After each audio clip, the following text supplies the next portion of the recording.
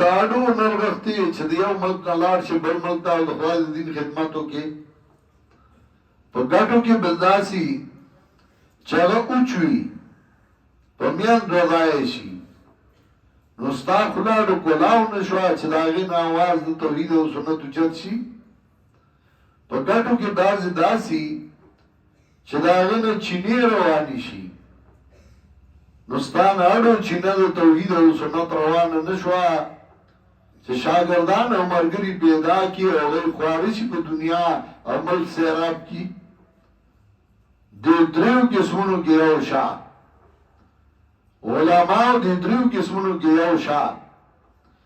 یا چې خپل ملک کار نشي کولی نو بل ته لاړ شه مسله بیان کا غلې مکې نه خوله کولاو کا مسله بیان کا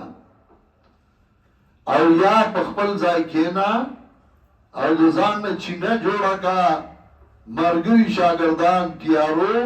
او هغه لېږه او دنیا خراب کا معنا دا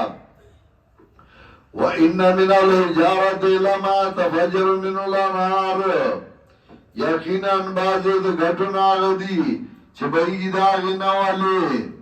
او یقیناً بعضې د ګټو نه هغه دي چې وچوي وځي د هغې نه اوبه او یقیناً بعضې د ګټو نه هغه دي چې غرغړي د یار د الله نه او نه د الله نه خبره د هغه نه چې تاسو یې کوئ افتطمعون ان یؤمنوا لکم اوس تعریف